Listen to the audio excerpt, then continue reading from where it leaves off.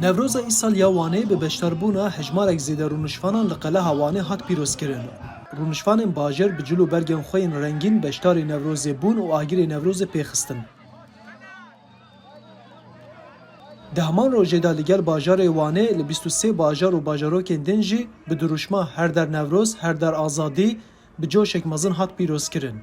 Her wiha rêvebirên Partiya Demokratîkan Gelan HDP, Partiya Herêmên Demokratîk DBP, Partiya Azadî, Partiya İnsan û Azadî û Partiya Çepa Kesk jî beşdar bûn.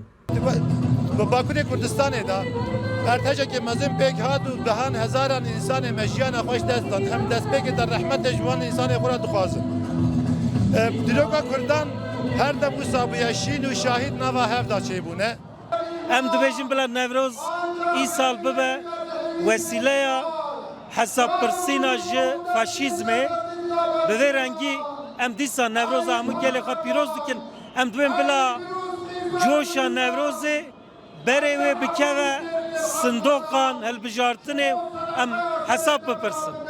Rûnişvanên bajarê Wanê di destpêkê de sersaxî û dilxemgîniya xwe bo qurbaniyên Erteca Mereşê anîn ziman û piştre jî peyamên xwe yên Nevrozê wiha bilêv kirin. û dibêjim Nevroz ji bo me aşîtiye, ji bo me yekîtiya Kurdistanê ye, hêviya me ye, ji bo zimanê me, ji bo çanda me, ji bo me hêvî ye.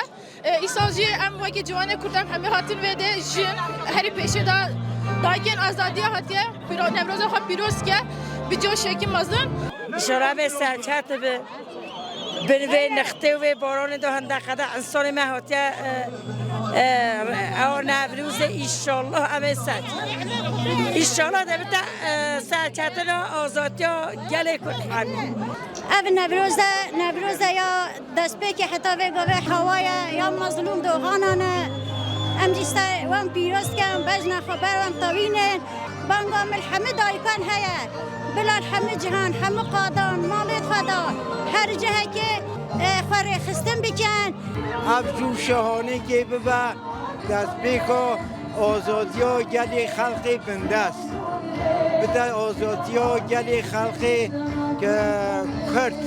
Em ê ser jî bikevin, serkeftin yomaya, serkeftin.